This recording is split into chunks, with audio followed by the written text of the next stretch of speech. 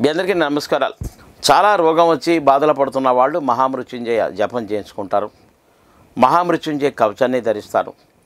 దానివల్ల బిడ్డ పుట్టగానే కూడా మృత్యుంజయ హోమం చేయించుకుంటాం. మనం ఆయుష్ హోమం చేయించుకుంటాం.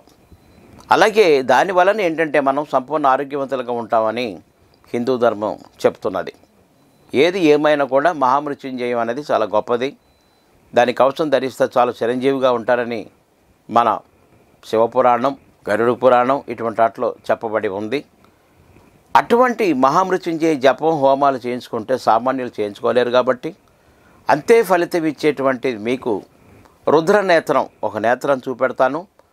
త్రిపుండ్రాల మధ్యలో ఒక నేత్రం ఉండి దాని కింద ఒక రుద్రాక్ష వేలాడుతూ ఉంటుంది.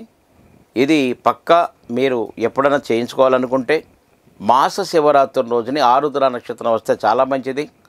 లేదా సోమవారం ఆరుద్ర నక్షత్రం ఉన్న రోజున కానీ దీన్ని నేను చెప్పినట్టుగా త్రినేత్రం, ఒక నేత్రాన్ని తయారు చేసుకొని త్రిపుండాల మధ్యలో నేత్రం ఉండేదిగా అమర్చుకొని కింద ఒక రుద్రాక్ష వేలాడే విధంగా పెట్టుకోవాలి.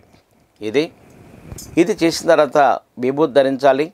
ఓం నమ శివాయ అంటూ కూడా నిరంతరం ఆ శివ నామాన్నే జపిస్తూ శివాలయంలో ఎక్కడైనా కానీ మీరు ఆవరణలో ఎక్కడైనా కానీ దీపాలను చేసి బెల్లం నువ్వులు రెండు కలిపి నివేదన పెట్టొస్తే మీకు మహామృత్యుం చేసినంత ఫలితాన్ని తప్పనిసరిగా పొందడం సందేహపడక్కర్లేదు.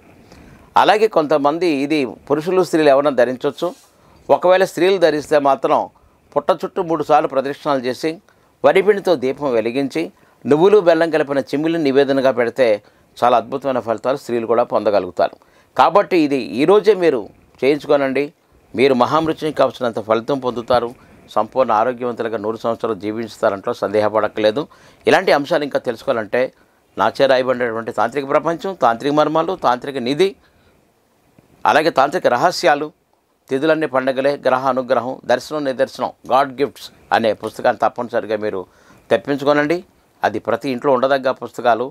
అలాగే మరిన్ని కొత్త అంశాలతో మీ ముందుకు రావాలంటే మా ఛానల్కు సబ్స్క్రైబ్ చేయండి, లైక్ చేయండి, షేర్ చేయండి, కామెంట్ చేయండి. All the best. నమస్తే, మీ అచ్చిరెడ్డిని.